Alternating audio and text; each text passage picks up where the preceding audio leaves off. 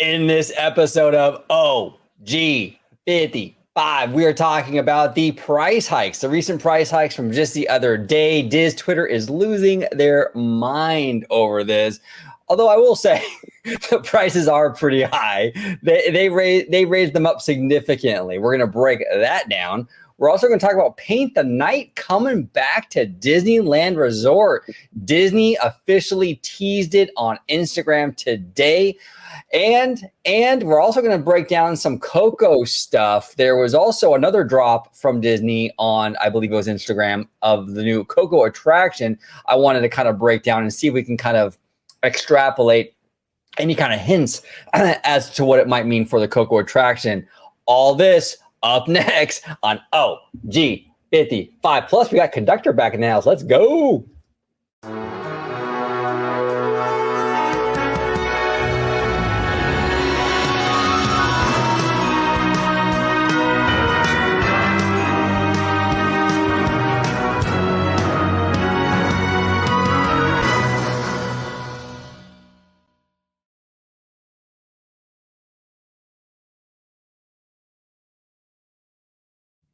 Welcome aboard, everybody, to another fine episode of OG55. We keep it very, very professional here.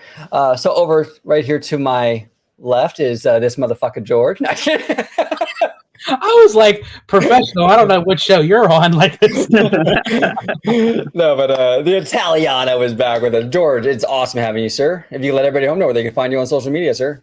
Absolutely. You can find me on X, formerly known as Twitter, at Disney George. You could also find me on Instagram under the Disney motherfucking Italiano. There it is. Of course, you can find me right here on my home base at Orange Grove 55 with Citrus Corner with all that sweet, juicy, but sometimes sticky Disney news and info. There we go. And back on the show, it is an absolute honor to have Mr. Theme Park Conductor. Conductor, welcome back, sir. Thank you. I'm glad to be back. I'm glad to see George is doing well. I'm glad to see Mr. Webba is doing well, and of course the one and only 55. I've taken a little bit of a break, but don't fret. Don't get too hot. I am going to be bringing back the Conductor Thursdays coming up in 2 weeks on a Thursday, so definitely stay tuned for that. But you can find me on YouTube and Instagram at Conductor. You can find me on Twitter, known as X, at Theme Conductor, and you can find me every Thursday at 7 p.m. for our every weekly Conductor Thursday live stream. Perfect. Thank you, Conductor. Thank you, Conductor, and Mr. Michael Webba, our friendly neighborhood Spidey. Spidey, welcome back. What's happening? Thank you so much for having me on, and it's great to be here with all you sexy, fine-ass gentlemen. And yeah, so you can find me, Mr. Webba, at Webslinger760, Threads, Instagram, and fucking Twitter, I guess. So those three places, that's where I'm at. So yeah, I talk, parks, movies, shows, video games, anime, all that good stuff. Yeah, absolutely. Yeah, absolutely. And for those of you at home that don't know, we all have our Twitter still, but we're taking a little bit of a backseat to the X lately. I'm not off of it. I haven't deactivated, but certainly not partaking in the fucking shit show like I once did. I'm kind of over it. So I'm kind of more on Instagram, so you can find me there, Orange Grove 55 on Instagram. But yeah, gentlemen, should we talk about some price hikes? This is very, very interesting. This is actually courtesy of our friend over at Provost Park Pass. Okay. Now the reason why I chose his video, this is like one of the best breakdowns of these price hikes. So I figure what we can do is we'll kind of play his video, and we'll do it like how we always do it here on the channel. Stop along the way, talk about it, analyze it like we do with our Hey Bricky reaction videos. But I really like the concise way that he kind of broke all this down. Let me go ahead and put the captions on. And make sure if you're not subscribed to Provost Park Pass that you go ahead and do that. Subscribe to him because they make him and his wife make amazing content. We love them. We absolutely adore them. So make sure you follow and subscribe to them. Here we go, boys. Let's rock and roll. Hey, you guys, there's breaking news. Disney just raised their ticket prices. They kind of did a little sneakily in the middle of the night thinking we wouldn't notice, but we did. and I'm going to break it down for you in its entirety. And it's kind of scary. The price increases are significant. Now, if you haven't, hit that subscribe button, because that way, every time there's breaking news like this, you will be notified first. And I'm going to teach you how to hack the system to get the lowest prices. And this hack is only going to be good for the next 7 days. And after 7 days, this hack will not work anymore. So that's exactly why you want to be subscribed to our channel, because when these things happen, it goes fast. Okay, now let's break this all down. And I'm going to give you a phone number. You want to write this phone number down, 1-855-GETAWAY, 1-855-GETAWAY. And that's going to be part of the hack of how to get the lower prices. I am going to show you how Disneyland has increased their prices. And everything I'm talking about is for Disneyland. Keep that in mind. This is all about Disneyland. Now, I just did a video a little while ago saying I thought they were going to increase the prices on October 10th. I missed it by a day. They did it on October 9th, but they did it in the middle of the night. And right now, it's the middle of the night. We just got notified. I've been going through all these numbers. It's confusing. Now, I'm going to break down the prices and price increases that Disneyland has done. And everything I'm talking about is for Disneyland only. Disneyland only. All right. And the tickets here I'm talking about right now, these are specifically just for tickets. It's like a 2-day ticket. No bells, no whistles, no park hopping, no Genie Plus, Lightning Lanes, or anything like that. We'll get into that later on, because that's when it gets really scary. But if you were to buy a 2-day ticket for Disneyland, the new price is $330. It's a price increase of $20 right there, $20. And this is just for a 2-day ticket. Okay? And you guys will see here, I mean, these are significant increases, but the thing that kind of makes me upset, I've been a big proponent of encouraging tourism at Disneyland Resort. You know what I'm saying? Honestly, with the key holders, I think Disney's kind of going in the right direction in terms of trying to mitigate that whole situation, because I do think that here at Disneyland Resort, we do have an overabundance of this annual pass key holder culture, and it's been a problem for many, many, many years. So I'm not as particular when it comes to price hikes and ways to mitigate the key holder situation, but we will talk about that in a little bit when he covers it. But it really does upset me, though, when Disney starts to really, really ramp up the pricing for these tickets, because this is what you would use, you know, if you were visiting from out of state or out of country. This is where the tourism dollars are. And they've really ramped this stuff up. I mean, the 5-day, I think, is actually the worst of the increases, which is terrible. Wouldn't you want to encourage more stays, more days at your resort? I don't get it, Disney. I really don't. But let's hear him break it down and kind of go ahead. Well, real quick, and on top of that, I think I brought it up before, but when you have people coming from other countries whose dollar is weaker than the U.S., they have to save more money in their currency to pay for these tickets or for the trip. Fantastic point, Ebba. You're absolutely right. Fantastic point. Okay, 2-day ticket. If you're going to do a 3-day ticket, then the new price is $415. Guys, $415. The old price was $390. This is a price increase of $25 for a 3-day ticket. For a 4-day ticket, the new price is $474. $474. The old price was $445. This is a price increase of $29 per ticket. And then if you're going to do a 5-day pass, that is, the new price is $511. It's gone up from the old price of $480, and that is a price increase. It's a price increase of $31 per ticket. $31 per ticket. Now, these tickets here that I'm showing you, these prices are just for one park per day. I can go to Disneyland one day, and then the next day I can go to Disney California Adventure. Then the next day I can go back to Disneyland. There is no park hopping here. This is just the prices of the tickets with no park hopping. All right. Now, I need to tell you what Disneyland has just done. Okay, so out the gate, George, what are your thoughts on that? Let me go back up a little bit so you can kind of see. What are your thoughts on this? I mean, the 5-day is the most expensive. The 5-day is the one that went up the most. But what are your thoughts on this pretty significant increase for these day tickets?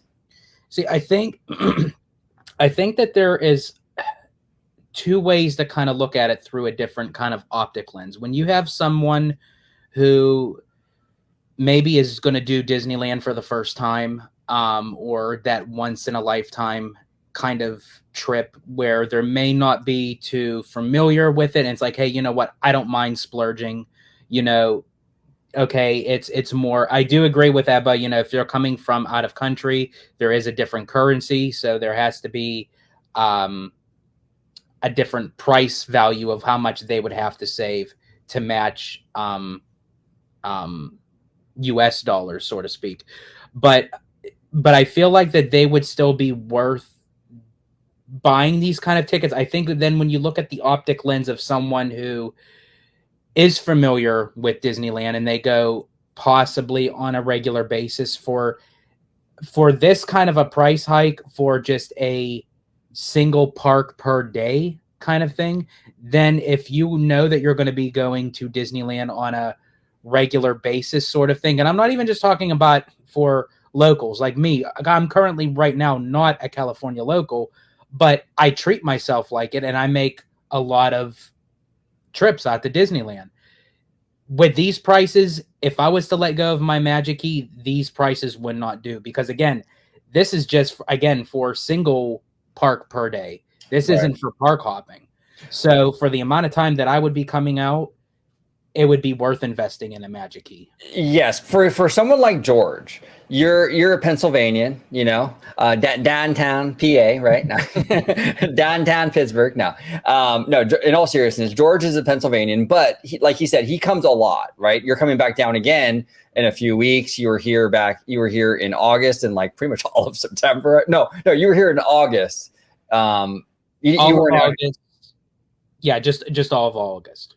Yeah, all of August. You're coming back down in a few weeks in October. You were here back in like April. So you're here pretty often, right? So for you, a Magic Key is the cheaper, more affordable, smart option. Like it actually comes out cheaper than if you were to do this every single time you came down here, for sure, you know? But see, let's say the family from Japan, right? They're not going to come down like George does. Like they're not going to come down every 3 months to California. They just logistically, you can't do that. So a Magic Key for, you know, a family from Japan, it wouldn't make sense for them. But these prices, I mean, look at these prices. I mean, this is significant, you know, and this makes me sad because I really want, I personally, I want to encourage more tourism out of state, out of country. That's what I think that's really what Disney should be focusing on. I know a lot of people disagree with me on that. You know, a lot of key holders, they don't like that. I get it. I respectfully disagree, but so these prices are discouraging for me. But and I will say too, I knew that these price hikes were eventually going to, you know, show up, you know, with tickets and Magic Key prices. However, what surprised me out of everything was just the short amount of time that it hit this price value, because now this is going to be the startup price moving forward once all these new projects start opening, such as Pandora, Coco, the extension of Avengers Campus. I thought we would be at these prices once those attractions were open, because then it's more enticing. It's more enticing to say, "Oh, we got new stuff. Yeah, I'm willing to pay that amount of price." But here's the thing, and I get it. Tomorrow said Earth is being moved, dirt is being lifted, we're turbocharging. I get it, but as of right now, us as fans, we haven't seen shit. No, we haven't. But to be fair, because I see a lot of people on X and stuff talking about, well, there's no entertainment and this, that, and the other. We just got news today, and we're going to cover it today, but Paint the Night is coming back, but we don't know when. But we also have to remember, in terms of entertainment, the 70th is what, next year, which is only a few months away. So we're likely going to get a new fireworks show or something with that as well. So entertainment is coming back. So, but I see what you're saying though. I mean, I am gonna bounce back on that too. I do enjoy entertainment at Disney parks. I really do. Wow, I had a little country twang there. Get her done, George. Get her done. Come on, boy. So I do enjoy entertainment at the parks. However, this price value, I don't think solidifies what the entertainment would bring to the resort. Like if you want to have a little bit of a price hike for that, I just think that this is, again, I do see these prices going this way. I just thought it would be 2 to 3 years down the road before it hits these numbers. Yeah, that's fair. That's fair. Conductor, what are your thoughts on this so far? What we're seeing here with the day tickets and what have you, is this kind of outrageous, or where you stand, brother? So I'm going to side with George on this, because from what we all saw at D23, you and George were there at the Honda Center watching Tomorrow announce these projects. for the Disneyland Resort. These prices, I agree with George. Eventually, it was going to get to this point, but with some of those projects open and ready for guests, I could see these prices.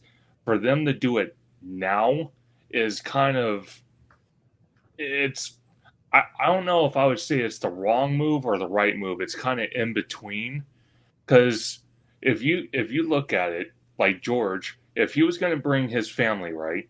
Let's say he didn't have a magic key, and he was, I don't know. Let's say he's going to do the 5-day, experience.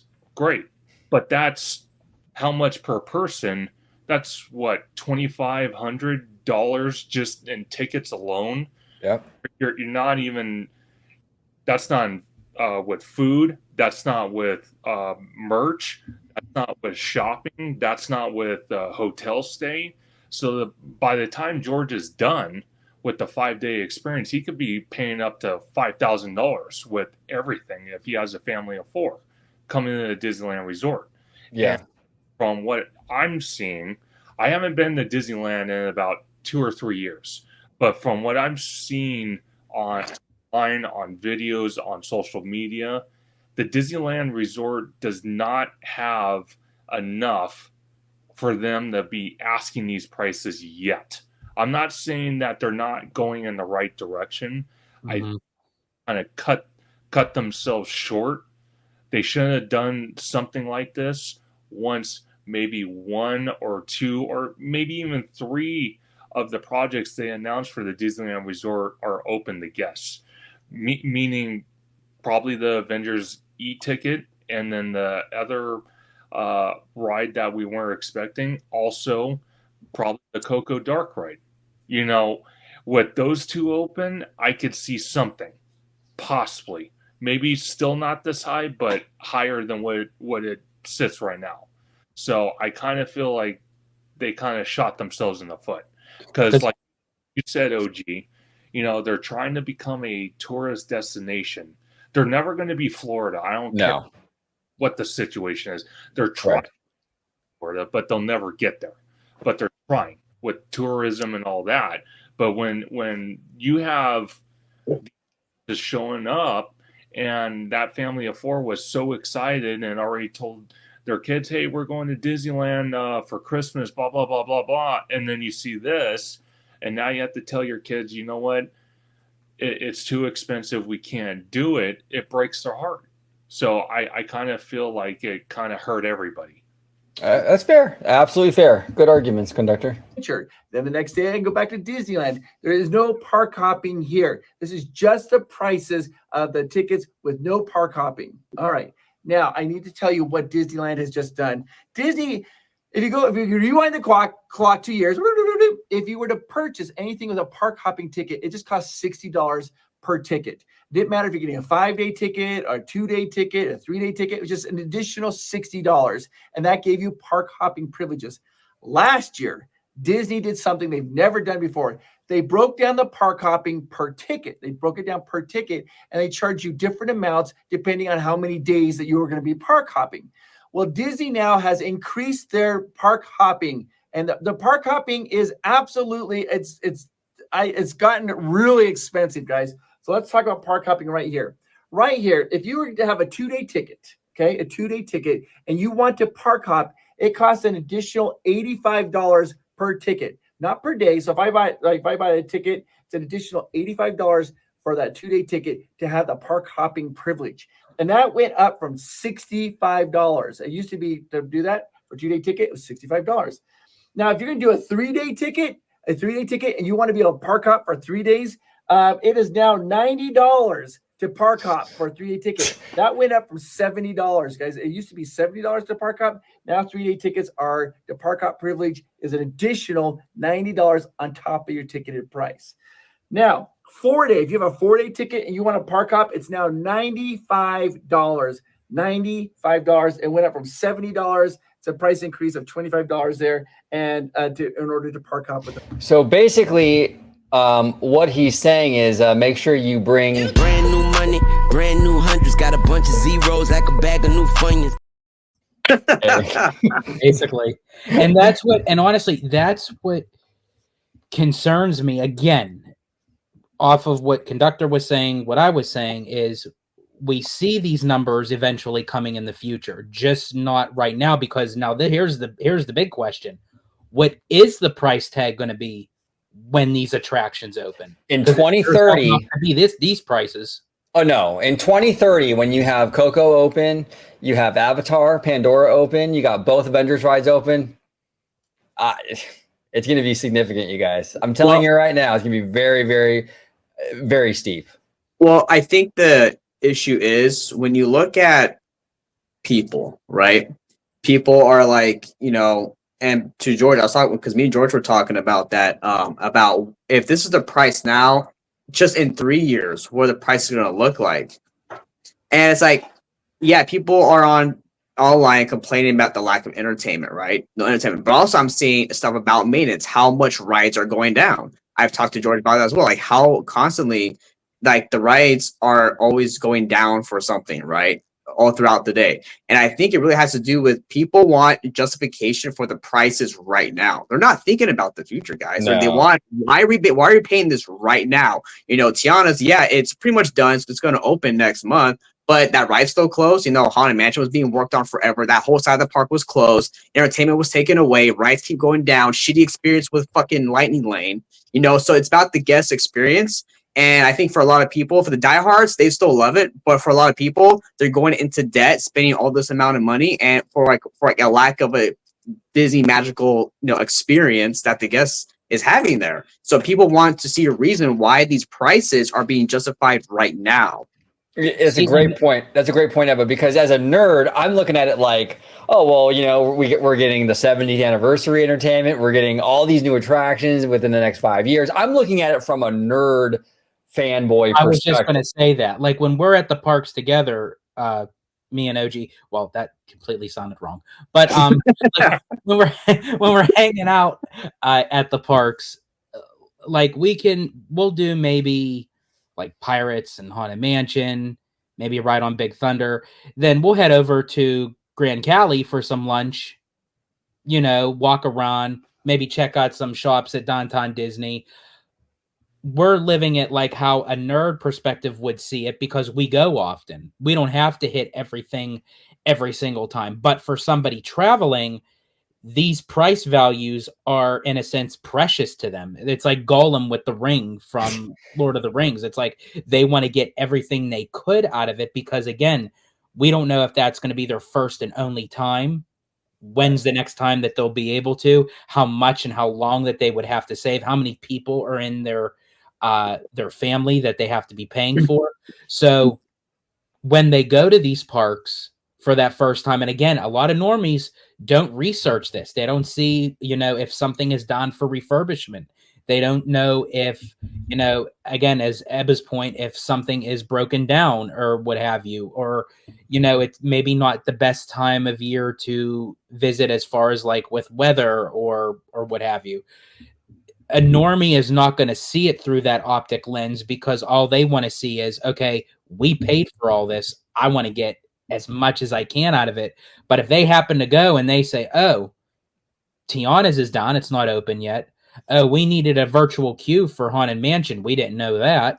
Oh, Big Thunder, Pirates, and Space Mountain are all done at once. And that could be their only opportune time. Right. Now, again, some things are out of Disney's control. There's nothing you can do about that. But when you're heightening the price, you got to justify the park experience, not necessarily for us. Because as I said, not that I don't care for myself. I do, because I still want to have a good time. But I know after I leave, I'll be back. Yeah. Right, of course. And for those families, they may not.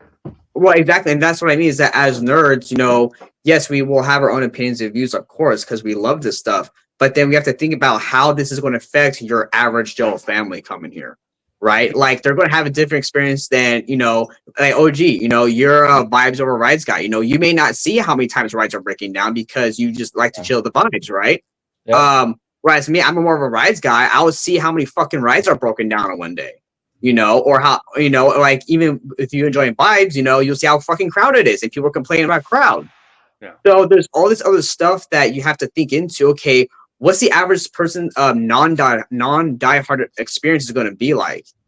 So that's what I like to think about as well. Because yes, you know, I want to think about, I want to have fun and I want everything to be perfect, of course. And I'm like an hour away and whatever. But with these price hikes and for what you're getting for the dollar of your value, a lot of people aren't going to see it worth it, especially in the now moment. And I Right. will give an example. The Monday that Ebba and I went to the park, our crazy wacky adventure day, the day that he got misgendered on Star Tours. That you were the prettiest rebel spy ever, Eva. That for someone coming in that day for the park, if they didn't know what they were getting into, to say, oh, it's a Monday, people are at work, kids are at school. Oh, I don't need to get the Genie Plus. At the time it was still Genie Plus, but the Lightning Lane experience or something, they would be walking into a shit show. Because had Ebba not got us the Lightning Lane, we wouldn't have been able to do anything. It was so crazy. I've seen the parks packed before, right. But it was a different experience at Disneyland when after the first showing of Fantasmic was over, and people were trying to get to Main Street for the fireworks.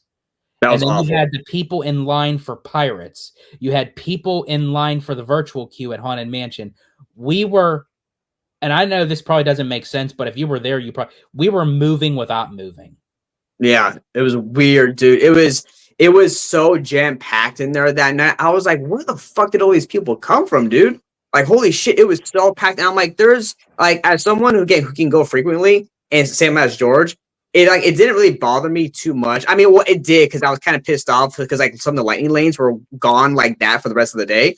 But you know, if I was someone out of state, I would have been really mad. I'd be like, why am I paying all this fucking money to come here to have this type of experience? Yeah, no, absolutely. It can be frustrating. A ticket. And if you have the 5-day pass, and you're there for 5 days, and you want to park hop now on your 5-day pass, it's an additional $105 per ticket, up from $75. If you're a family of four, that's $420 just to upgrade to a park hopper. What is that, George? I'm sorry.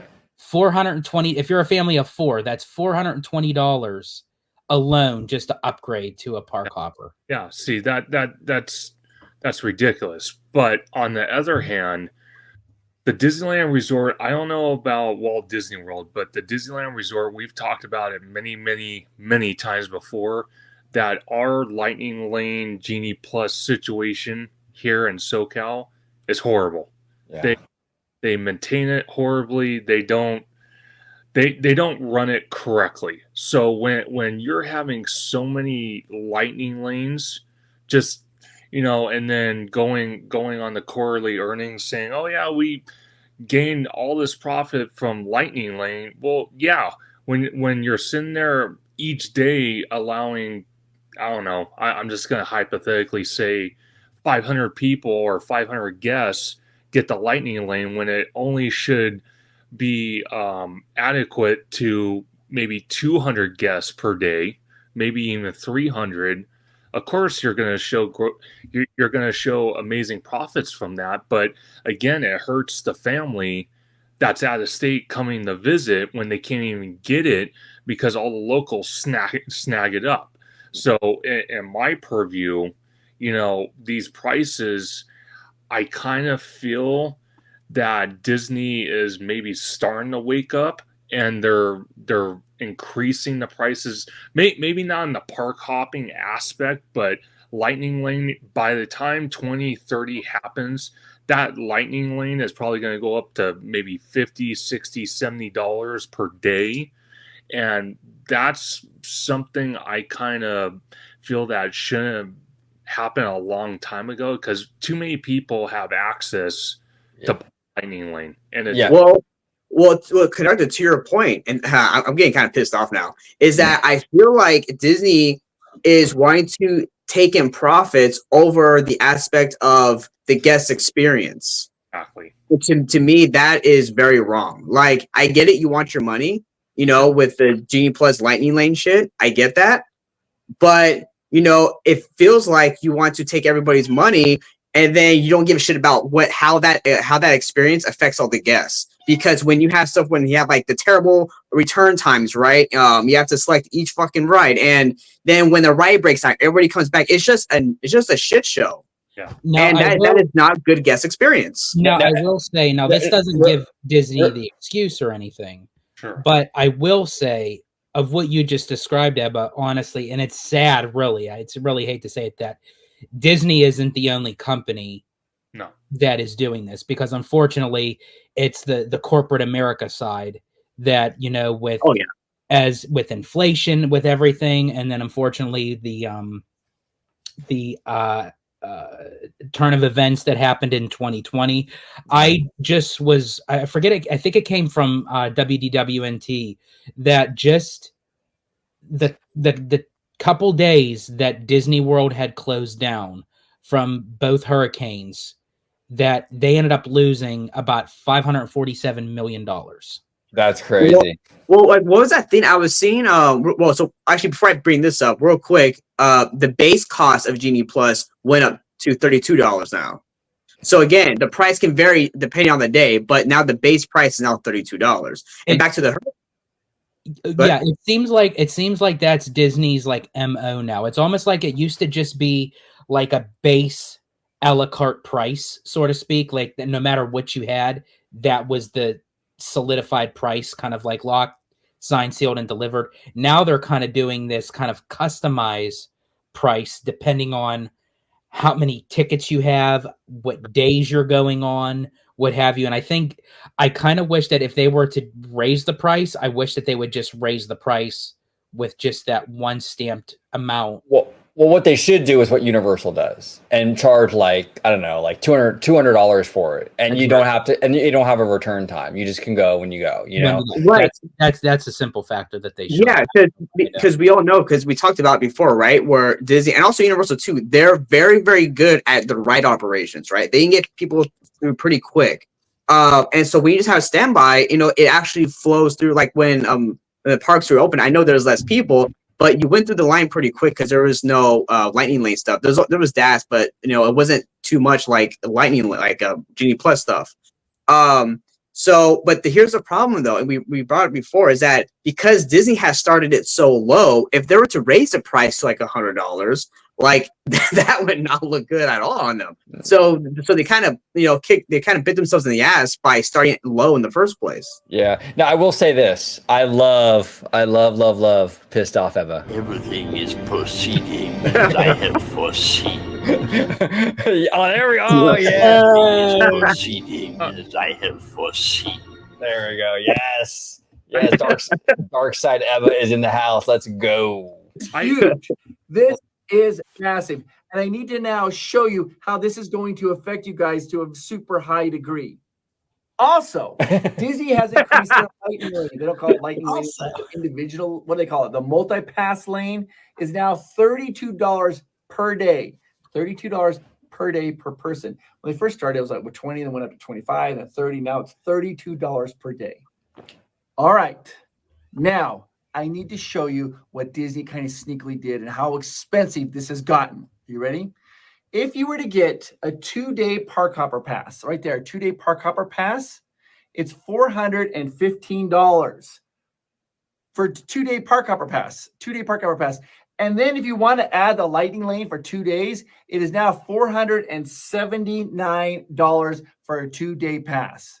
$479. This is per person. So for me and Amanda to go, we each have to pay $479 to have a 2-day park hopper pass with lightning lane. Now, if we go up to a 3-day pass, a 3-day pass right here is now $500 with park hopping. $500 for a family of four. Family of four that's coming from Iowa. It's $2,000 for them to go to Disneyland for 4. I love in our theme park space, our little nerd space, how we all pick a certain like spot from the world. So he's going like, oh, Iowa. I'm saying like Japan or like Australia. Yeah, and, we should pick our like the family from Maine. From Maine. Yes. Well, what's crazy is this price right here, that's not accounting for your parking, your food, your hotel stay. Like it's costing so much. Oh, it's huge. Yeah, it's massive. 4 days without even spending anything yet on the hotels. 3 days. I'm sorry, this is 3 days? Oh, my, this is 3 days. This is insane. I can't even handle this. This is 3 days. And with the lightning lane, it's $596 per person. If you add the three, this is crazy.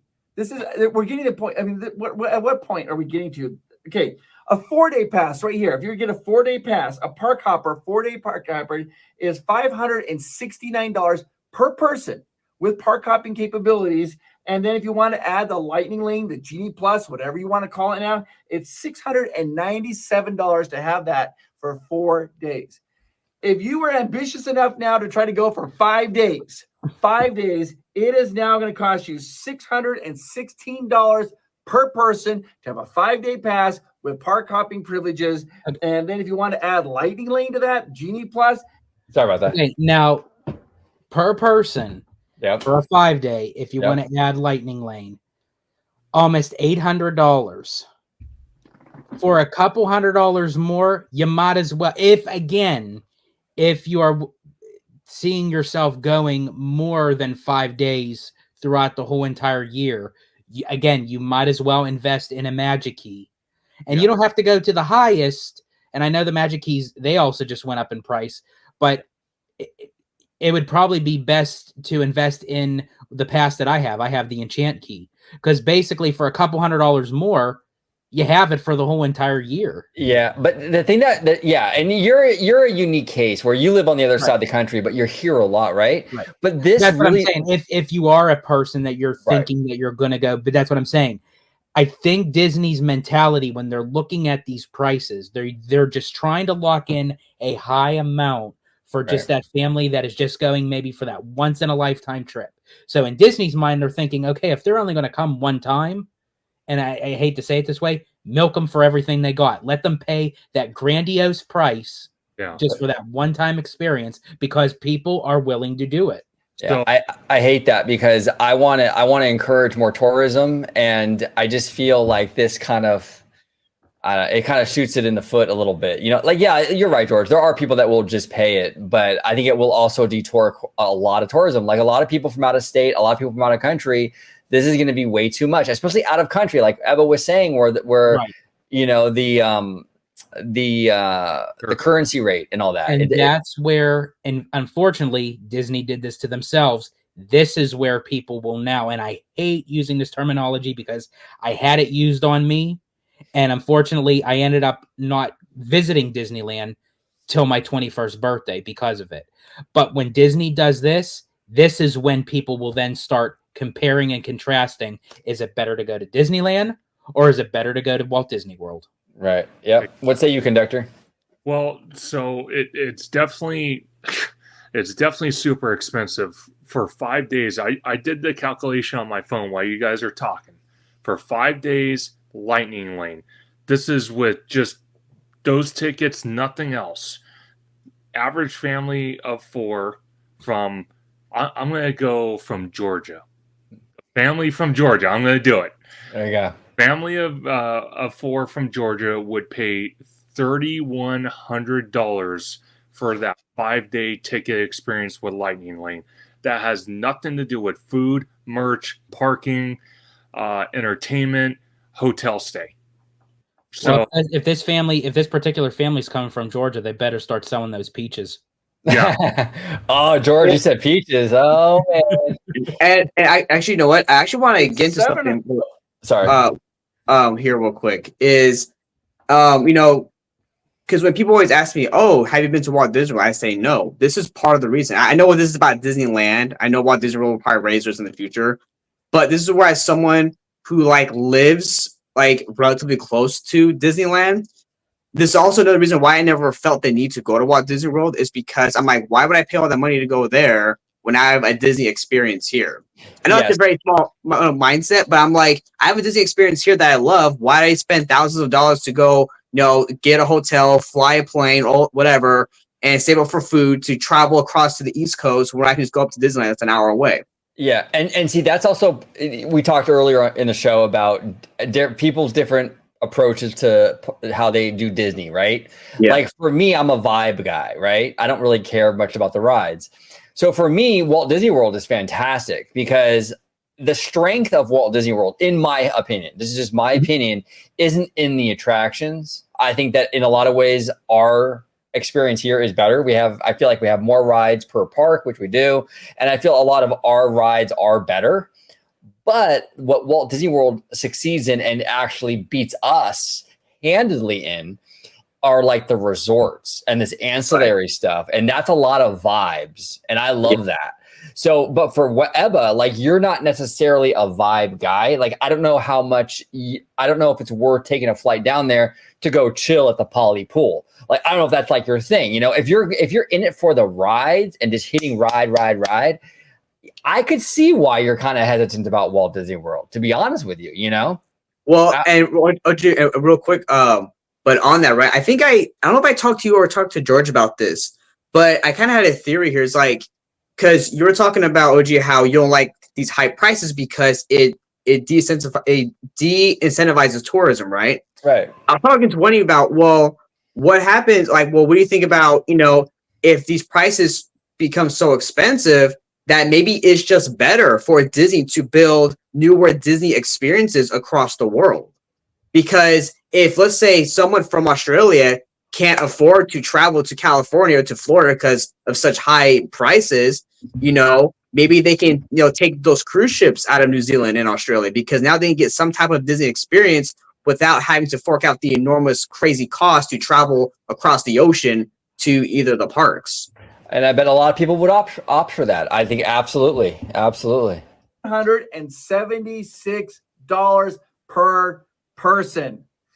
This is crazy, but don't worry. There is still hope. There's still hope. We can still get the lower prices. We get these lower prices. And I do want to touch upon that because Provost, what he does is he actually gives, and this video was released. Hold on, give me a second.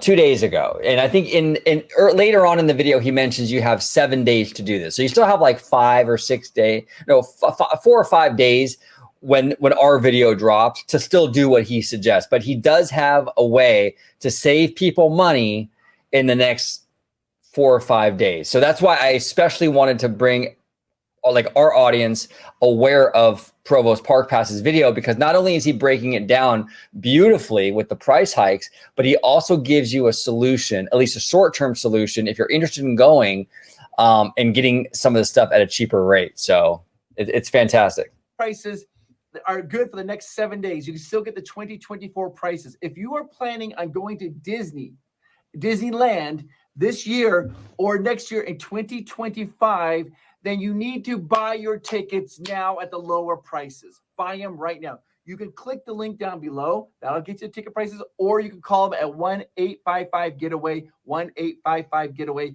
and tell them Provost Park Pass sent you. Because you have to, you have to. So I'll be linking his video at the end of this video. So you can go to this video at the end of this one, stick around for that, and click on it. And then in his description box, he'll have all the information, the link and all that good stuff.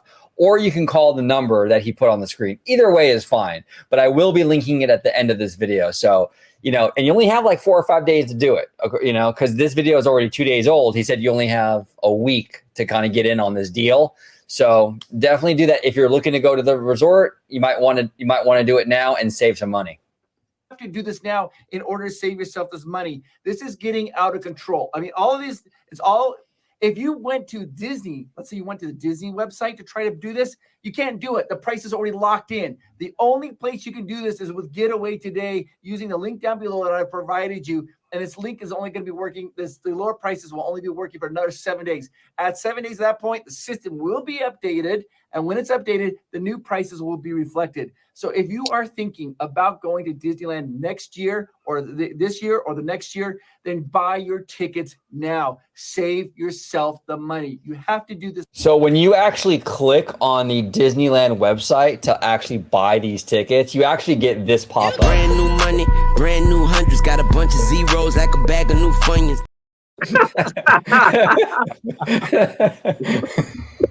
Now, because in 7 days, the prices will be updated all across the board. I mean, and this is the only place I know what's going to keep these prices low for the next 7 days. All right, now we have to talk about magic keys. Before we talk about the magic keys, there is one way to hack this system, and I'm going to get to that at the end of this video on how, if you have children, we can maybe even save you more money. But we'll get to that at the end. Yeah, of this leave video, them at because it's so home. complicated. But step by step, how to do that if you have children and you're willing to go at certain times of the park. Okay, now let's get to the magic keys. Let's talk price increases for magic keys. And of course, the magic keys, annual passes, those prices increase. And what's really weird about the annual passes, magic keys, is they're not generally for sale right now to the public. The only people who can buy them currently at this time are people who have them and try them and renew them. So if you don't have a magic key right now, you can't currently purchase one. And people ask all the time, when do they go back and sell? I don't know. I don't know. But if the only people that this is going to affect are people who currently have a magic key, if you let it expire, though, you can't purchase a new one. So just be aware of that. You have the last 30 days of your key, you need to purchase a new one. All right, magic. I kind of, and this is kind of an unpopular opinion, and I totally get it. I get shit every single time I say this, but I'm going to say it anyway because I really do believe it. I think I've been an annual pass holder, or now a magic key holder, whatever, since 2002. So it's been about 23 or 20, how many years? Like 22 years now, I guess, right? That's about it, right? Over 20 years, basically. And as long as I can remember, I mean, Disneyland, I remember reading the old Al Lutz articles and stuff, like in Mice Chat and things like that, where Al Lutz was talking about this like 10, 15 years ago about how Disney was really concerned about having too many annual pass holders in the system. And it's really kind of clogging the gears of the operations and of the resort. It's changing a lot of stuff at the resort for the worse, right? And this has been an issue for a long time. This isn't like a new thing. And then I think it was like in 2009 or something, they came up with the boneheaded idea to do the monthly payment stuff. And it exacerbated that problem like tenfold, you know? I believe that there is a problem with too many annual pass holders, too many key holders in the system. Now, look, I'm not saying that that Disney should get rid of the keys. I don't think that's the case. I think locals should be able to play and have fun at these parks like anybody else. I'm a local, you know what I'm saying? But I do think that it is excessive out here at Disneyland Resort. And I think that it's good, in my opinion, that Disney is sort of trying to mitigate that with how many they sell and things like that, because I do think it's important. Yes, you need the locals, but you also don't want to lock everyone else out. You don't want to make it where the family from Georgia or the family from Japan can't get in, or because it's too crowded because it's all Magic Key people. You know what I'm saying? So there has to be a little bit of a balance here. And I do commend Disney for at least trying to do that. And I know I'm going to get a lot of comments how people don't like when I say that, but it's just how that's what I believe, you know. Now, the easier way to go about that, the mitigation process, would actually just be get rid of the monthly payments. That would cut it back by a lot, I think. But Disney doesn't want to do that. So what they're doing is they're just stopping the sales and letting people fall off the system, and then restarting them later on when they need to fill those gaps. And that's fine. But I think it's kind of the right thing to do because there has been an overpopulace of these key holders for a long time. Well, OG, real quick, but is it really fine though that Disney can just pull away the keys? Like, to me, that's like kind of bullshit, because it's like, okay, you know, if let's say if you make everybody pay for a key all up front at once, right? That will bring down how many pass holders across the board, you know, right. because you know, not everybody has the money to pay for at once. And then here's the thing, people have to save, right? And then even now, you know, people are saving for a key when the keys are open. You know, let's say if they want to pay for full and then boom, they're closed. Sorry, you can't buy one. True. I feel like Disney wants they want their cake and eat it too. No, that's and fair. It's just like it's like why you keep taking away the keys for? Just leave the fucking things open, dude. Yeah. You know, if you want people's money, leave it open. People buy the keys. It just doesn't make any sense to me. You know, like, I'm grateful to have a key, but after this, we're gonna go over it. But after this price hike, which to me is pretty, you know, huge, and some other people I saw were like, oh, it's only $100. That's another $100, dude. Like, after my key expires, like I was telling George before, I was thinking about keeping my key but downgrading. After this, I think I'm pretty much done with the keys, honestly. And I respect that. I respect that. I've been saying on this channel for a long time, Ebba, if you're not happy or something is not right with the Disney experience or the pricing or whatever it is, vote with your wallet. So Ebba, you see that this is too expensive for you. It's not worth it. You're voting with your wallet. You're pulling back, and I respect that a lot. And I actually agree with you, Ebba. You make a good point when it comes to the key holders when they stop the sales. There is an element to that where it is a little bit shady because what happens is that people are scared to not renew then. Right. So you kind of almost force people into renewing because we don't know when the sales are going to reopen, right? We have no idea. So if you get out of our system, it might be 2 more years before you get your key back. So I agree with you on that. That is a little bit like I'm thinking about it. I'm like, yeah, that is a little messed up. You know what I'm saying?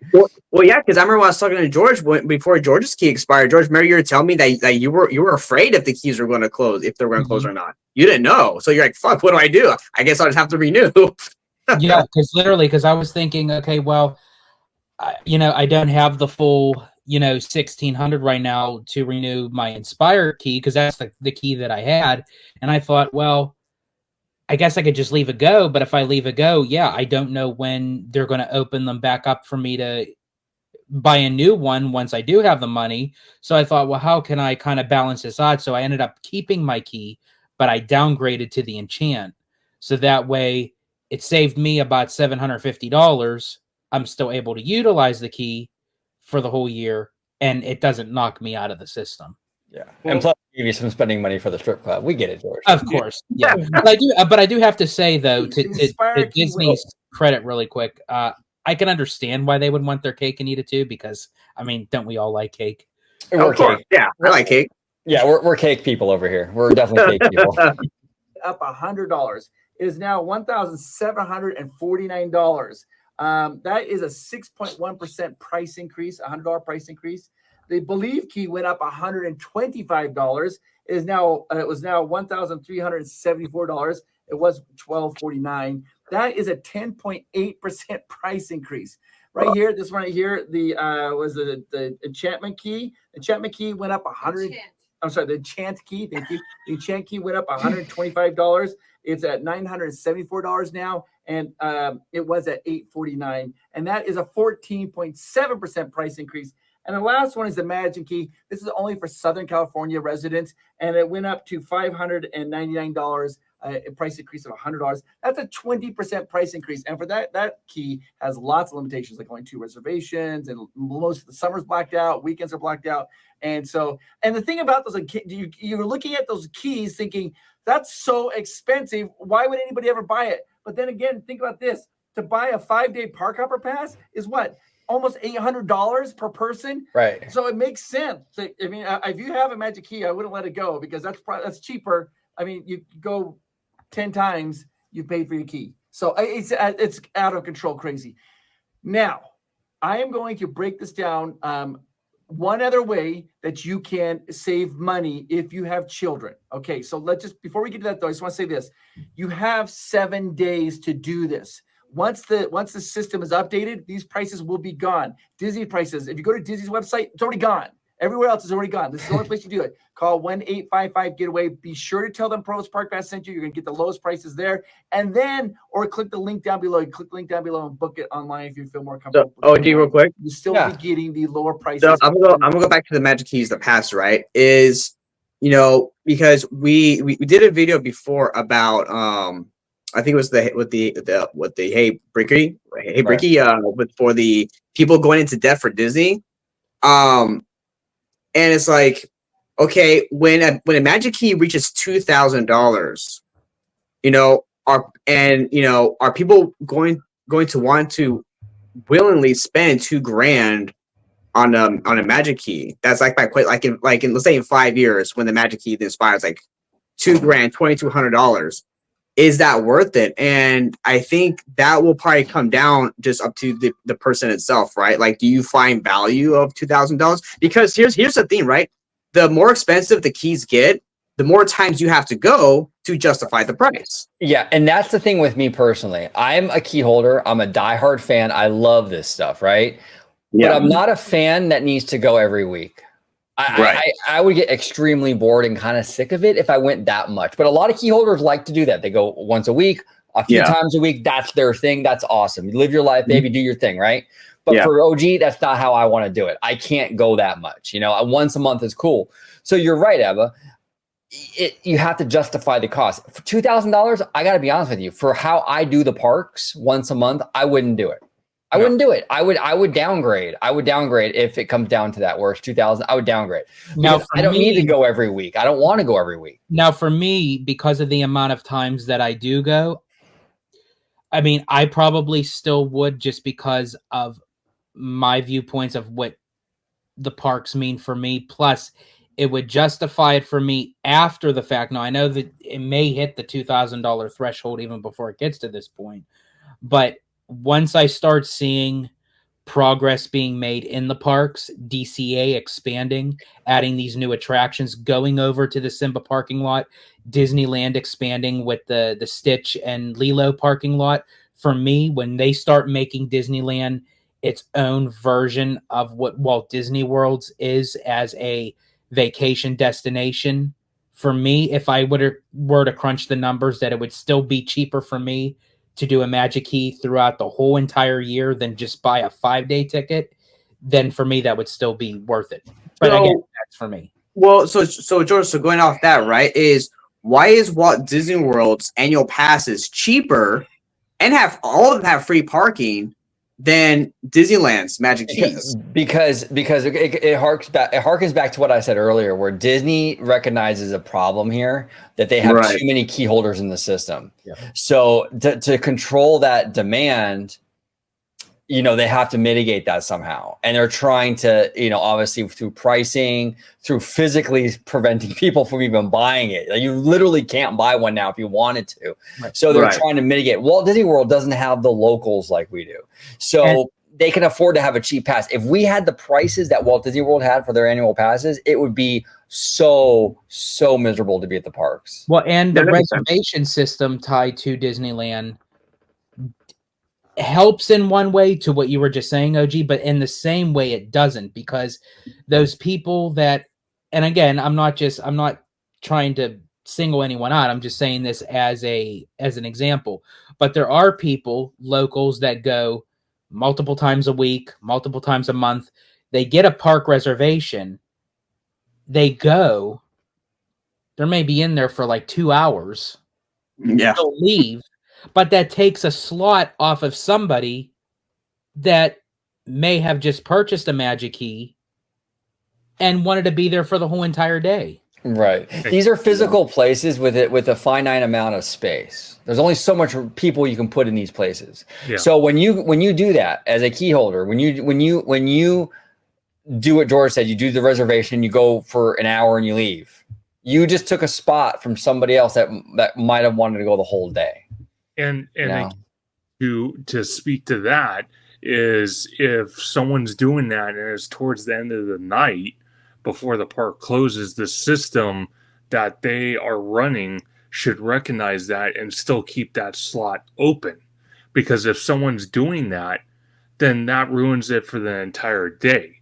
Now, on the other hand, with what Provo Park Pass was saying about the lowest Magic Key for SoCal residents, I kind of feel that's kind of a ripoff, because if people, and everyone realizes it by now, SoCal, even California, Northern California, Southern California, doesn't matter. Anywhere in California, prices for rent, food, utilities, entertainment, everything is one of the highest in the country. Yep. When Disney is saying, oh, well, you can buy the lowest Magic Key, but about a good 2/3 of the year you're blocked out, it's like, well, that's kind of a slap in the face. Then on top of that, like you're talking about, OG, with the Magic Key sales being too much. So instead of catering the people that have a Magic Key every single year, how about sending out emails to former Magic Key holders that haven't been to the park in maybe 2 or 3 or 4 years, giving them an opportunity to see if they want to sign up for a Magic Key. Make them a priority, that way. I'm not saying eliminate the person that has had a Magic Key like yourself since 2002, but I'm saying maybe try to offer a Magic Key to someone that hasn't been to the resort in years.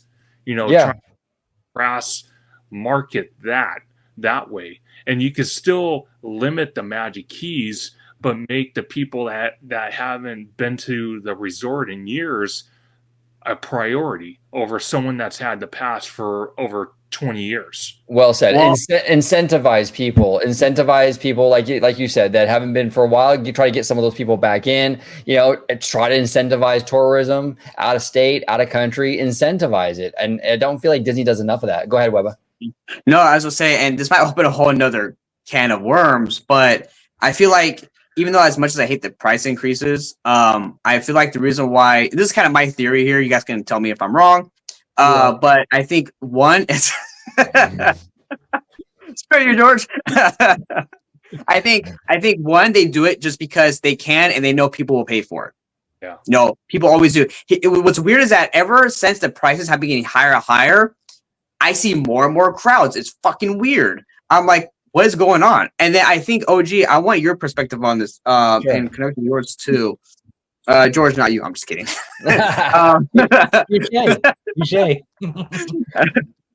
So what do you guys think about this? Do you think the prices for Disney, they can really be higher and higher and higher, because not only will people just be willing to pay for it because of the love and obsession for Disney, but because, I know Universal is on the come up, right? But there's no other real competition for a theme park against Disney. And not in California, there's not. I mean, Universal's doing great things, and they're building a brand new hotel over there. They're expanding, but it's never going to be the Disneyland Resort. You're never going to have 2 theme parks and all that stuff, and maybe probably even 3 theme parks eventually at Disneyland Resort. You're never going to have that at Universal Hollywood. No. So you're right. There is a competition or a lack of competition factor. I'm not saying Universal isn't a competitor. They absolutely are. Right. They make a great product, but it's just not on the same level as a Disneyland Resort. They're much more competitive with Disney in Florida, in my opinion.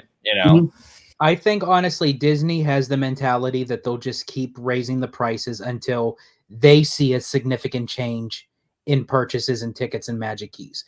That's just like you were saying, Ebba, that after your Magic Key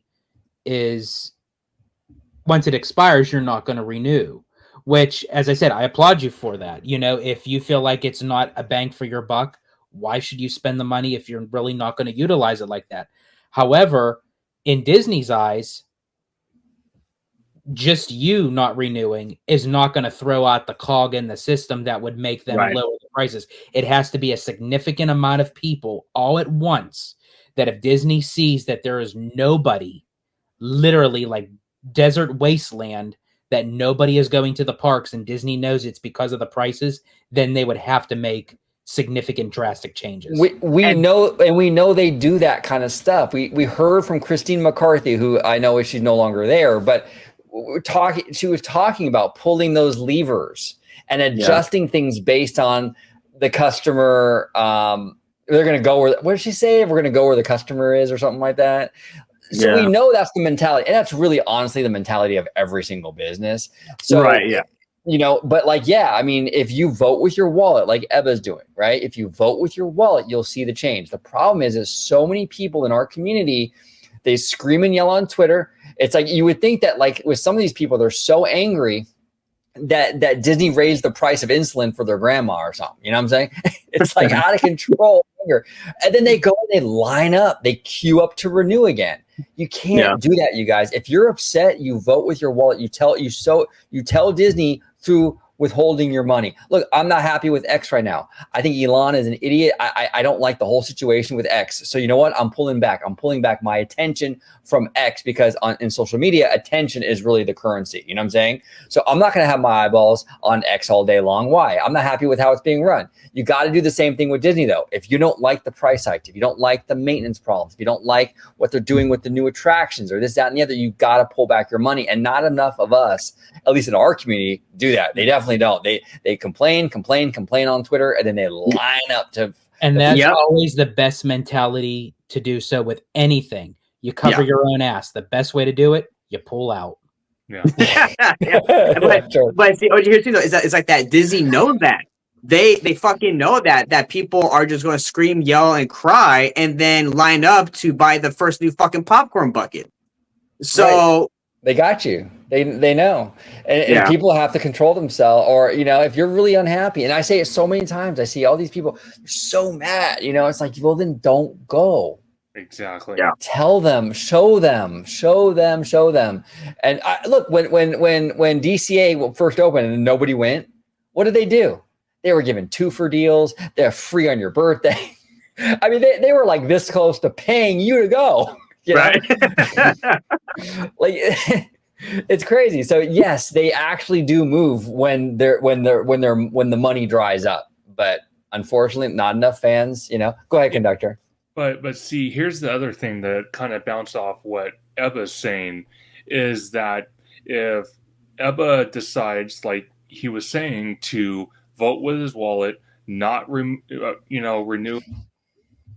Let's say there's 100 people that do that. Obviously, that's not going to be enough. But just hypothetically, 100 people decide not to renew for the live season. What Disney should do, and I'm not saying they will, but maybe they will, is, again, use the personal information they have from that Magic Key holder, send them an email, like a survey, and ask them, why did you not renew? What could we do better? How can we make the magic, become more magical for you to come back? What can we do different? Like Universal, for example. I get emails from them all the time about customer surveys. What did you like? What did you see on your visit? What this could be better? What things can get changed? I get that a lot. When I was a Magic Key holder, and granted, it was a few years ago, I'm sure things have changed by now, hopefully. I didn't really see emails from Disney saying, how was your experience? What could we have done differently? I didn't really see that. Every single time I go to Universal now, in the last 2 years I've been going consistently, within a day, 2 days, I'm getting an email from them asking, how was your experience? What did you ride? How can we make the experience better? I will say, from the amount of times that I've been going, I have been getting those emails from the Disney research team. But however, I do like your idea, the fact that if someone was to drop off and not renew their Magic Key, it shouldn't be this sugarcoating, beat around the bush kind of thing. No, Disney should specifically email, as you said, Conductor, that person and ask straight out, what was the reason that made you not renew? And whether it gives you a list of options or you can type it in yourself, then they can put that into perspective of putting it into the system and see the percentage of people as to why they're not renewing. Then maybe that can give them a better headspace of, why, people aren't renewing. But at the same time, I dare I say it, I think that's really Disney's motive at this point, especially for the Disneyland Resort. I think they're trying to offset a lot of Magic Key holders. Well, that's what Theme Park Wizard said in the DMs, and I think he might be onto something with that. Where the theme park industry is sort of forecasting a slowdown. So Disney's approach to the slowdown is, hey, you know what? Less people are going to come. That's a foregone conclusion. So let's make as much money from each person that does come as much as possible. Now, I will say this: I love your idea, Conductor. I absolutely love your idea. They should be doing that more often. Hey, why didn't you renew and stuff like that? I think that's fantastic. I gotta say, look, I send out OG55 surveys all the time, and one of the top things I got back was, OG, you got to step up your cleavage game. Look it, that's what I'm doing, man. You know what I'm saying? So you have to listen to your audience. You have to listen to your audience, bro. You gotta listen to your audience. All right, so we actually do have some positive news to report. We'll end on a positive note. Disneyland and Disney Parks Instagram dropped this little doozy. I'm not gonna play that music because they're gonna copyright me like crazy, but Paint the Night confirmed to be returning to the Disneyland Resort. I believe Disneyland Park, actually, if I'm not mistaken. But this is great news. Now, there's been murmurs and whispers of this happening for years now. I know our friend Dave from Fresh Baked has talked about it on his live shows and things like that, where like I think it was him actually who saw some of the floats backstage like a few years ago. So, but yeah, it's confirmed we are getting it back. So it's great news for Disneyland Resort. It's also good news overall because Disney World is getting a brand new nighttime parade soon. We heard that at D23. So fantastic news all around. George, what are your thoughts? Paint the Night coming back. It's a breath of fresh air to know that it's coming back. It doesn't, I'm not 100% surprised because I kind of had that feeling that it was on the verge of coming back for the 70th anniversary of Disneyland. It just was the matter of fact of when they were going to make the announcement. So, and today was the day. So I'm so glad. This is actually one of my favorite all-time Disney parades in general. And I feel like I love the music. I love the floats, and it's just nice to see a nighttime parade come back to a domestic Disney park. And OG, you and I were talking on the phone earlier where it dawned on me because you had mentioned Starlight that will be coming to Magic Kingdom Park in 2025, Right. and it'll be the first time. And I can't even count how many years it's been that both Walt Disney World and Disneyland will have nighttime parades going off simultaneously at the same time. Yes. Yes. And credit where it's due. You know what I'm saying? We've been very critical of Josh Giamaro. I'm assuming, I mean, he runs the parks. The buck stops with Josh, basically. We blame him for stuff, so we got to be fair and give him kudos. The nighttime parade at Walt Disney World and Paint the Night coming back to Disneyland, great move. Absolutely great move. And it also kind of plays into the ticketing price hikes that we did talk about. Now, I'm not saying it fixes it because the price hikes, I agree with everybody. It's egregious. It's really steep this time around, but at least we're getting some entertainment back. So it doesn't fix it, but it definitely helps that we're actually going to get a nighttime parade. We're probably going to get some 70th anniversary stuff.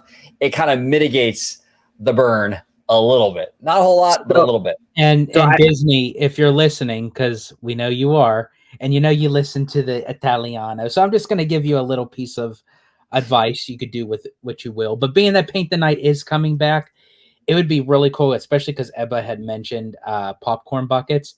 Make a Mac the truck popcorn bucket, but have it where it's lit like LED, exactly like the float itself. There we go. I just want to say, like, have you guys noticed Disney's love for doing this? For whether it's a bad like they'll announce something like that, like that's kind of crappy that happens, or whatever, and then they'll announce something else like to kind of make up for it, like soon right after.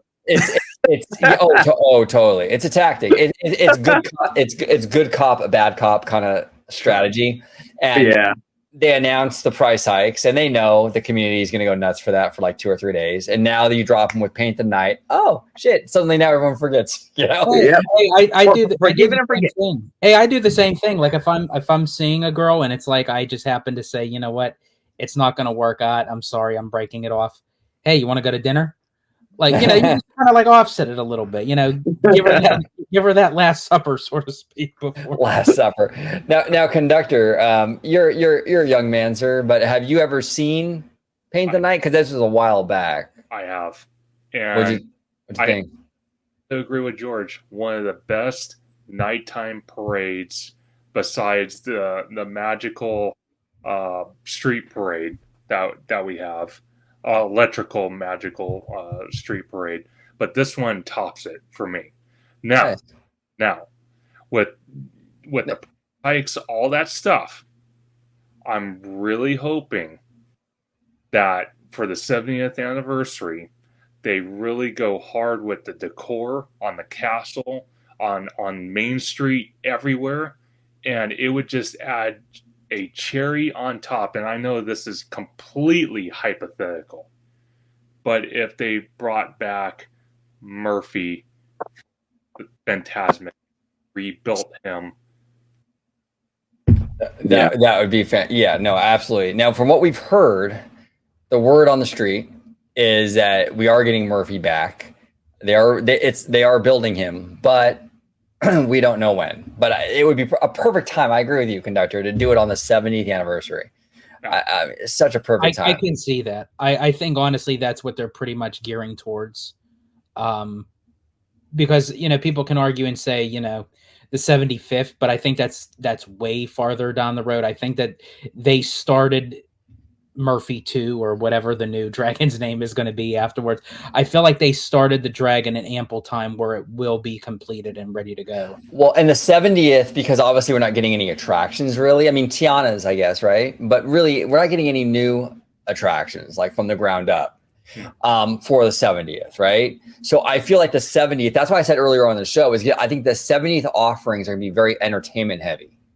Because obviously there's no rides to tout, so it'll be fireworks, probably paint the night, maybe Murphy, who knows, but it'll be very entertainment heavy. So there's definitely a chance that Murphy, maybe he will make his return in the next. And I do hope we get a really nice fireworks show, something that would kind of mimic to what Wondrous Journeys did for the 100th anniversary and what Disneyland Forever did with the 60th. Diamond celebration. Absolutely. And I wanted to ask you, gentlemen, do we have a date yet for the Walt Disney animatronic yet? Not yet. I think again that's probably also going to be aiming for the 70th as well. Yeah, so it'll be 70th. We just don't have a date. The very first day of the 70th, that's when I think we're going to see him as well. Okay. I think honestly it should just be literally the day, July 17th. They should open the show for the Walt Disney in the Lincoln Theater. Sure. Bring back the dragon for Fantasmic. Yeah. Have paint the night, have a new fireworks show. You do all that for the literally the day of the 70th. Oh. I mean, oh God, yeah, it'd be crazy. Now we have this last thing we're going to cover. This is tweeted out today by Matt, Disney Scoop guy. I've never seen this clip. I don't know. I looked on Disney's Instagram. I didn't see it, so I don't know. I don't know if I'm looking in the right spot. Is it Disneyland or Disney Parks? I'm not really sure, but I couldn't find it. But he's saying here, Disney Parks posted this announcement about the new Coco ride, but still hasn't said where it's actually going. It wasn't posted today, but for some reason it was at the top of my IG feed this morning. That's interesting because I couldn't find it, but I'm going to play it without the music. But basically it kind of hints at Coco coming to DCA. But it's why I want to bring this up. It's a short clip, but the reason why I want to bring this up is the leaves travel through the park. You see it kind of going through like Buena Vista Street, right? And look where it ultimately lands. Yeah, right in that area by that looks like it's that area that's by that coffee stand and in front of Ariel's. Oh, well, I'm glad you just said that, Ebba, because I actually, from just watching this now, oh man, do I have a theory, but I don't think anybody's going to like it. Go ahead. Well, George, sometimes you got to be the bad guy. You need people like me so you can point your fucking fingers. That's the bad guy. There you go. You're the bad guy, George. Handle it. Okay, so I have been saying for multiple times on this channel, and for some reason, Disney always seems to beckon my call, so to speak. Now, I'm not saying that I want it to happen, but yes, it more so, I could still see it going into the pier. I think this is where it's going, but I'm just going to throw some controversy out there because, hey, it's good for good conversation. Yeah. But of what Ebba just said, right outside of Ariel's, could they eventually potentially think to the notion where they won't have to touch the buildings back for the parade floats behind the pier? Again, that's pretty much where it's going to go. But again, I can't foresee a ride like that intertwined with the pier. Again, that's probably where it's going to go, but it just seems so weird. Again, we also thought about the Paradise Gardens taking out Goofy Sky Skull, the Zephyr, Jumpin' Jellyfish, possibly even the swings, but I feel like they would only do that if they were going to add a Mexican village, because they're not going to take that area out because they utilize that for like the Coco theme kind of little festival thing. Right. And that Coco stuff is right around the mermaid area. I mean, it's a little bit further down, closer to like Paradise Grill, right? Yeah. But it's that same kind of corridor. They've kind of beta tested Coco in this area, in this general proximity for years. So it might be. I love Little Mermaid. I love the attraction, and I like that franchise, obviously. And rest in peace, Howard Ashman, absolute legend. And that's I just have a lot of a connection to Mermaid. I love that. But dare I say that it gets replaced with Coco? It might. It might. It might. It absolutely might. Because I think Disney doesn't do anything by accident, okay?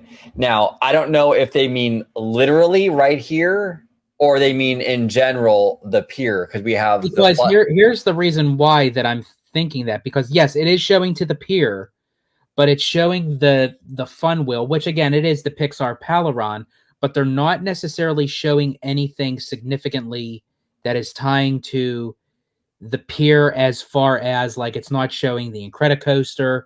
It's not like you would think that they would have made him stop actually on the pier itself. The fact that they're stopping him here, that's across the way from the pier, and yes, it is showing. Again, I might be reading too much into it, but I've been saying, and I do agree with you, OG, I do love the Little Mermaid ride. Do I wish that they gave it more TLC and they would update it with possibly like new animatronics? Absolutely, because I'm sorry, that aerial animatronic is so fucked up, it's not even funny. Yeah, no, I agree with you. And here's the thing. It can go both ways, I think, right? It can be like literally Miguel is standing in front of Little Mermaid, basically, right? So you can make the case. I agree with you. You can make the case. Hey, they're hinting that it's going to go somewhere in this area, which it would be Mermaid. You can also make the argument that it's here, so you get a good shot of the fun wheel, indicating it's going over there. Correct. Right. So you can kind of take it either way. And the other reason why, because again, as soon as it showed that, I thought of it, but Ebba beat me to the pun there, where when he said it's right outside of Mermaid, and I thought, oh gosh, could that possibly be? Because again, it seems like in this particular area, you have the pier, you have Cars Land.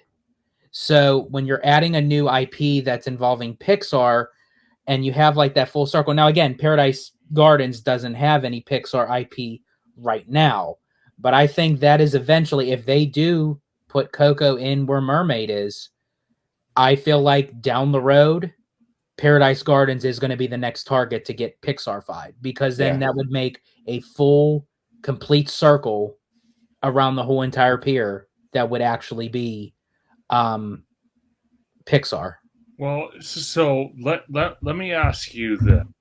You and OG were at D23. Mm-hmm.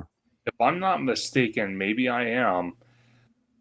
Didn't Josh D'Amaro say that with the Coco Dark ride, the Avengers E-ticket, the other Avengers ride, Avatar, and then whatever else, but we're talking about Coco for the moment. Right. Didn't say that they're going to be adding experiences to DCA, indicating that they wouldn't be taking stuff away, they would be adding stuff. So believe me, I 100% get where this is looking at, where he's looking at the Mermaid building, but wouldn't it make more sense somewhere in that general area that they might actually just build a brand new attraction? I mean, my opinion, I would want that, because I'm so sick and tired of things just getting replaced. Yes, I get it. Things eventually have to, if they're old, if they're retired, I get it. But just to replace something just for the sake of saying, hey, let's throw in this new ride, I agree with you. And yes, D'Amaro did mention that fact of expanding DCA out. Now, that also can kind of tie into even to what we were even talking about with Avatar. So if that is the case, could Avatar eventually go over into the Simba parking lot? Because again, you're adding capacity, you're adding expansion, where if you put Avatar over in Hollywoodland, which again, I still think that it might still go over there because of the ordinances with the sound and the visuals with the residential area over by there. But again, when you put Avatar in Hollywood Land, you're still you're replacing something. And I get it. I'm with OG. I would take Pandora over Mike and Sully to the rescue any day. But the fact of the matter is, when you put that in there, you're still taking something out. Well, So, go ahead, George. no, really quick. So to your point, Conductor, I could see Disney not doing that, and again, I hope they don't. I want to see Coco go in without nothing being replaced. Well, see, here's what we've talked about before, and Ebba, I think you've even been on an episode where we've talked Coco, because the Hollywood backlot is basically a waste of space. Monster. I watched both. I watched your video the other day where you're talking about how things were getting changed up, where to possibly shove Avatar into the Hollywood backlot, which personally for me, you and I, George, have the same mindset. It would be a disaster trying to cram something in a small space that just no. So what I could see is going into the Hollywood backlot, and not only just having the one ticket attraction, they could have the whole land, or that the Hollywood backlot can be a whole Coco land, where they can have 2 attractions. See, that's what I wish that they would do. Or even if they just did just the boat ride. They could have had the boat ride and a phenomenal little Mexican village with little like shops and what have you. But I do see what you're saying, that they could have added something else to kind of offset that. Or are we thinking, because right behind the Little Mermaid they have the little Redwood Creek little play area for the kids, kind of like rest area? Could they think about location? Yeah, Conductor, you're cutting out pretty bad, brother. Can you hear me now? There we go. Yeah, much better. Okay, so what I was saying is the other option is, since the video clip looks like it could go where the mermaid is, could they also be looking at the Redwood Creek Challenge area behind that for also Coco? Oh, that's interesting. Because okay, so let's say they've replaced Mermaid, but you could expand back in there if you need a little extra room. But the problem with doing that, though, is that you're getting dangerously close to the hotel. I know, that's the problem. Yeah, and that's an idea. What's up? What's that, Eva? What did you say? I have a kind of a crazy idea. What's that? I'm not saying to do it, or I would like it. I'm just saying. I'll go for it. But I already got them taking out the red car trolley, so might as well go for it. Okay, perfect. They take out World of Color and put World of Color in a different area in an expansion for DCA, and put a Coco Dark Ride building or something right in that area.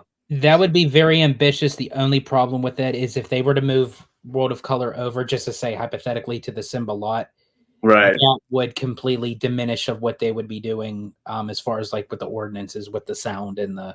Oh yeah, you can't, because there's a whole bunch of rules over there with the houses so close, and that's a loud ass show. Here's another option. So exactly what I was talking about, where you have the Mermaid, the Redwood Creek Challenge. So if you're looking at the Mermaid building, right from that video clip where he's standing at, looking at the Mermaid building, literally right across the way, you have the facades of the San Francisco, facade, buildings. What if they close that area off and use that all for Coco? So the only way into Grizzly Peak area is right at the beginning of the park. Then you're cutting off ways of multiple access to an area. True, but on the other hand, they could customize it because I've talked about it before, and this is going with Universal because in the early stages about them possibly bringing Donkey Kong to Universal Hollywood, people were concerned on how would you get behind Super Nintendo World to get to the Donkey Kong thing because you have that road there for, production vehicles, the tram, whatever other vehicles. So there were talks about doing an underground bridge. There were talking about a bridge going over. So if they decide to do that, they could do that in this situation as well, where you still have that access. It's just not flat on the ground. It's either underneath going down and then up or up and over.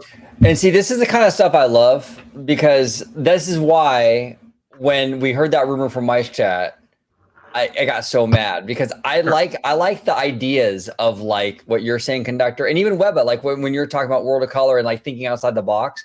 I want Disney to have that mindset of like, let's really, really, really like go bold with DCA. Yeah. You know what I'm saying? Like, I'm sick of like the Band-Aids shit. And I feel like, oh, we'll just throw Coco into the Hollywood and Dine building. It's like, that's a Band-Aid. Let's do something ambitious and bold and even risky.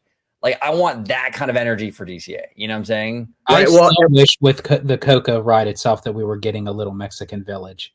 I don't know why that they would miss out on that opportunity. I know. Especially too, right? When OG, you say it all the time, is with they'll have more space now because of the zoning. But with even then, with the limited amount of space you have, you can't really screw up on what you put into these areas. No, you can't. It's the same thing with Universal Hollywood. Same thing. When they dial last at least anywhere from 10 to 20 to 25 years because they don't have the Florida parks have to sit there and do trial and error. They don't have. So whatever they put in, it has to be, first of all, it has to be a property that's popular. Second of all, they have to do it right because there is no redos. Because redos, then that's a massive problem. Yep. Well said. Well said. Gentlemen, fantastic conversation today. We talked prices, DCA, Coco, Paint the Night. Fantastic conversation. George, if you could let everybody home know where they can find you on social media, sir. Absolutely. You can find me on X, formerly known as Twitter, at Disney George. You could also find me on Instagram under the Disney Italiano. And, of course, you can find me right here on my home base at Orange Grove 55 with Citrus Corner with all that sweet, juicy, but sometimes sticky Disney news and info. There he is. And Conductor, it's an absolute pleasure having you back on, brother. We'll have you back on again very, very soon. If you can remind everybody where they can find you on social media, sir. Absolutely. You can find me on YouTube and Instagram at Theme Park Conductor. You can find me on Twitter, known as X, at Theme Conductor. And you can find me every Thursday live at 7 p.m. Pacific time for Conductor Thursdays. I did take a little hiatus, but I will be back in 2 weeks. And we'll be breaking down all this news that we talked about tonight with the wonderful guys, George, OG, and Mr. Webba. I will be breaking all that stuff down and be breaking down some news from Universal about the progress of the Fast and Furious Hollywood Drift Coaster. So there we go. Stay tuned and make sure you follow him and subscribe to him on YouTube. Absolutely. The OG crew is on his show all the time. So make sure you subscribe so you don't miss us over there. And he does great stuff. A lot of Universal stuff. If you love Universal, you definitely got to check out Conductor. Mr. Webba, if you let everybody at home know where they can find your web slingy ass, where can they find you, bro? Yes. So you can find me web slinging, up on Twitter, Threads, and Instagram mostly. Mr. Webba at Webslinger760. There he is. Comment down below, everybody. Oh, I just hit my mic. That was a close call.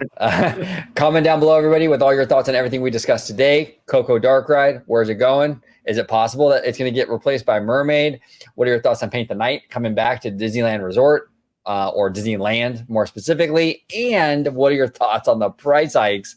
I know you all have thoughts on the price hikes. I've been seeing them on social media. So comment down below. We would love to hear from you. And as always, have a wonderful, wonderful day.